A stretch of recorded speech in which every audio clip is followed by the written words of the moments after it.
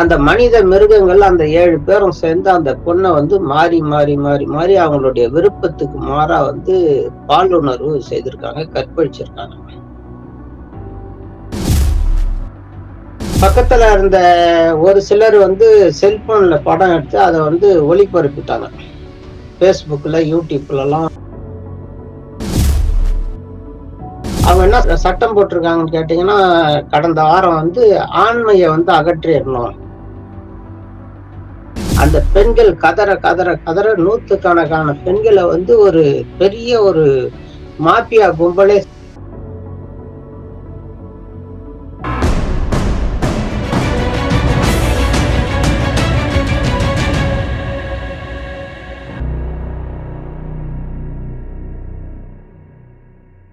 இளைய சூரியன் நேயர்கள் அனைவருக்கும் வணக்கம். இளைய சூரியன் சேனலை சப்ஸ்கிரைப் பண்ணி, லைக் பண்ணி, ஷேர் பண்ணுங்க, கமெண்ட்ஸ் பண்ணுங்க. அந்த பெல் பட்டனை மறக்காம கொடுங்க. இதை பண்ணீங்கன்னா தான் நீங்க எனக்கு உதவி செய்ததா இருக்கும். பிரேசில் நாட்டுல இருந்து பெர்னாண்டான்ற ஒரு பெண் வந்திருக்காங்க. அவங்க வந்து 63 நாடுகளை சுத்தி வந்திருக்காங்க. 63 நாடுலயும் எந்த பிரச்சனையும் இல்லாத தனி மனிதரா ஒரு பெண்ணா இருந்து ஏறத்தாழ ஒரு 25, 26 வயசு மதிக்கத்தக்க அந்த பெண். அவங்க சுத்தி பார்த்துட்டு 63வது நாடா இந்தியாவுக்கு வந்திருக்கிறாங்க. நம்ம புண்ணிய பூமிக்கு, பாரத மாதாவினுடைய அந்த தாய் நாட்டை தரிசிக்கிறதுக்காக இங்க வந்திருக்காங்க.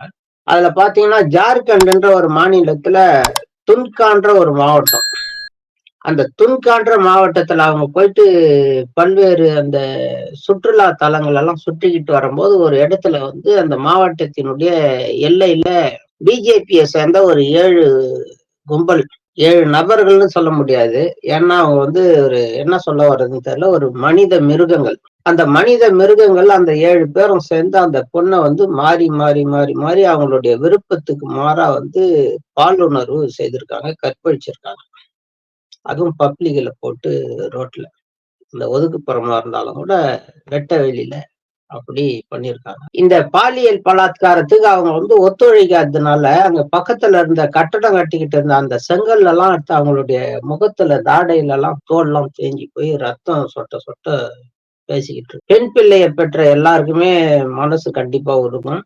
அக்கா தங்கச்சா கூட பிறந்தவங்களுக்கு எனக்கு அந்த நிலைமை இருக்கு, கண்டிப்பா உங்களுக்கு இருக்கணும். அதுல எந்த மாற்றமும் இல்லை. ஆக இந்த 7 பேர் கற்பழிக்கிறவனுக்கு ஒருத்தனுக்கு கூட அக்கா தங்கச்சி இருந்திருக்க மாட்டாங்க, ஒருத்தருக்கு கூட ஒரு பெண் பிள்ளை இருந்திருக்காது, ஒருத்தன் கூட திருமணமானவனா இருந்திருக்க மாட்டான். தான் மனைவிக்கு இந்த நிலைமை ஏற்பட்டா எப்படின்றத யாருமே சிந்திக்கவே இல்லை அந்த மனித மிருகங்கள்.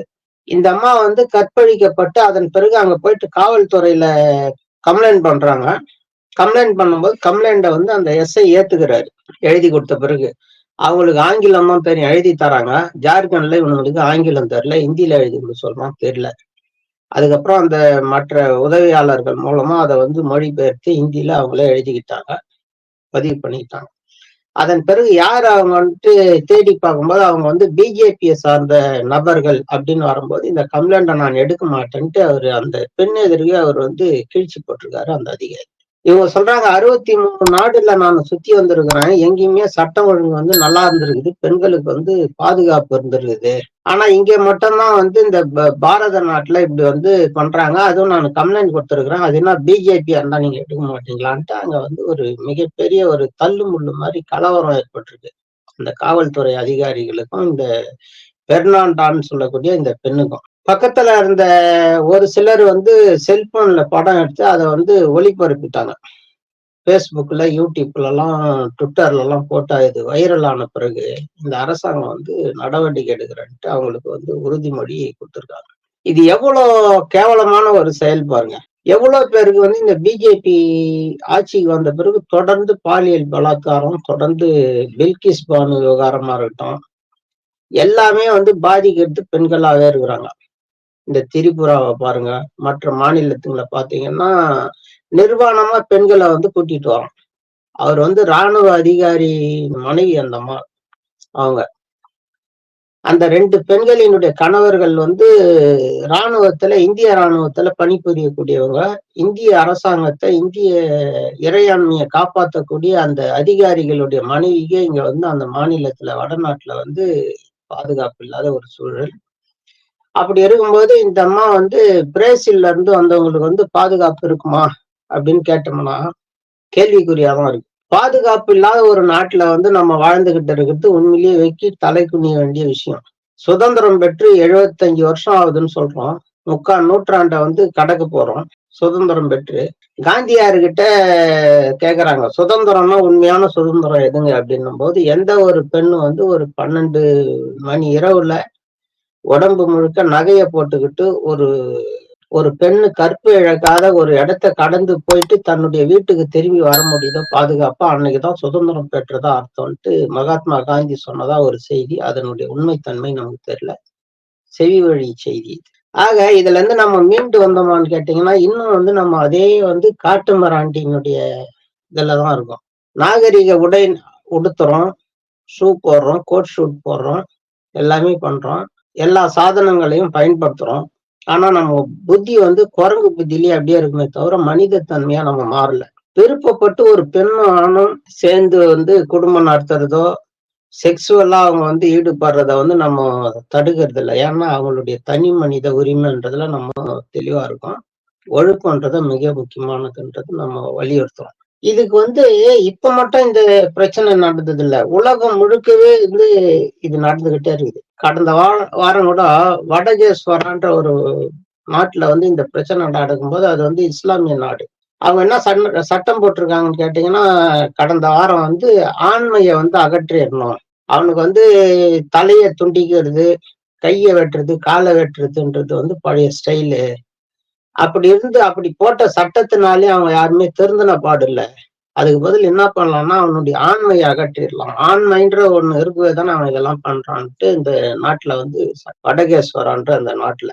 இது நம்ம நாட்டுல இல்லையா அப்படின்னு கேட்டீங்கன்னா, நம்ம நாட்டுக்கு வராதாமா. ஏற்கனவே வந்து முதலமைச்சரா ஜெயலலிதா இந்த தமிழ்நாட்டுல இருக்கும்போது இதே மாதிரி பிரச்சனை வரும்போது அவங்க வந்து சொன்னாங்க, ஆண்மையை அகற்றக்கூடிய ஒரு சட்டம் போட்டோம்னா இந்த குற்றத்தை வந்து பாலியல் குற்றத்தை ஓரளவுக்கு தடுக்கலாம்னு அவங்க சொன்னாங்க. அது கூட அவங்க சொன்னதே ஓரளவுக்குன்னு தான் சொன்னாங்களே தவிர 100க்கு 100 இதை அகற்றலாம்னு சொல்லல. இது வந்து சட்டமன்ற பதிவு இன்னும் இருக்கு. நம்ம பொறுத்த வரைக்கும் அப்போ ஜெயலலிதா அந்த சட்டத்தை போட்டிருந்தாங்கன்னா இதை தடுத்திருக்கலாம்னு சொல்றத இந்த பொள்ளாச்சியில வந்து இந்த பெண்கள் வந்து 100கணக்கான பெண்கள் வந்து மாட்டினாங்க பாருங்க. பொள்ளாச்சி ஜெயராமன் அதிமுகவினுடைய அந்த பசங்களால பாதிக்கப்பட்ட அந்த பெண்கள் அவங்க கத்துறாங்க, கதறாங்க, அண்ணா விட்டுருங்க அண்ணா, பெல்ட்ல அடிக்காதீங்க அண்ணா, தாங்க முடியலங்கண்ணா, உங்களை நம்பிதானங்கண்ணா எங்க அப்பா அம்மா கிட்ட சொல்லிட்டு வந்தோம், நீங்களே இப்படி பண்றீங்களண்ணா, விட்டுருங்கண்ணா, தயவு செய்து விட்டுருங்கண்ணா, உங்க காலில் கூட விழுறோம்ட்டு அந்த பெண்கள் கதற கதற கதற 100கணக்கான பெண்களை வந்து ஒரு பெரிய ஒரு மாபியா கும்பலே சேர்ந்து அதிமுக கும்பல் வந்து கற்பழிச்சிருக்கு. அப்படின்ற அந்த ரணம் வந்து நமக்கு இன்னும் மாறல. இது வந்து எப்பவோ போன நூற்றாண்டுலயோ எப்போ நடந்துடல.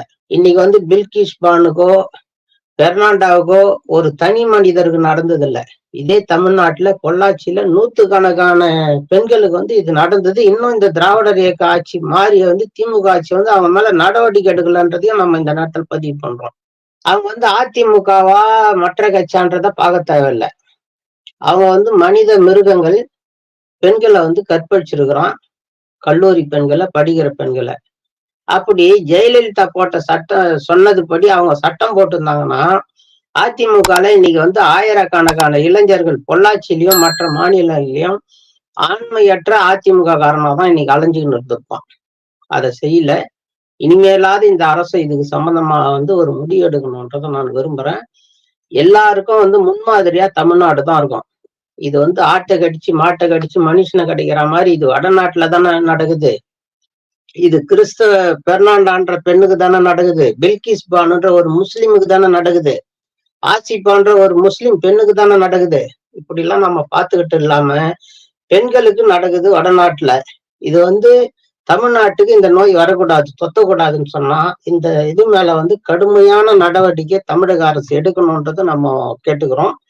முதல்வர் வந்து இதுல தனி கவனம் செலுத்தணும், தளபதி அண்ணன் அவர்கள். மற்ற அமைப்புகளும் வந்து இந்த பெண்ணியல் போராளிகள் மற்ற போராளிகள் வந்து இதுக்கு வந்து அரசை வந்து அழுத்தம் கொடுக்கணும்ன்றத நம்ம வந்து ஒரு கோரிக்கையாவே நம்ம இணையதள சார்பா வைக்கிறோம். இது போன்ற சம்பவங்கள் வந்து தொடர்ந்து இனிமேல் நடந்துக்காம நம்ம பார்த்துக்கணும்ன்றது நம்முடைய விருப்பமா இருக்கு. நன்றி, வணக்கம். தொடர்ந்து நம்ம சேனலை சப்ஸ்கிரைப் பண்ணுங்க, கமெண்ட்ஸ் பண்ணுங்க, ஷேர் பண்ணுங்க, லைக் பண்ணுங்க, பெல் பட்டன் அழுத்துங்க. நன்றி, வணக்கம்.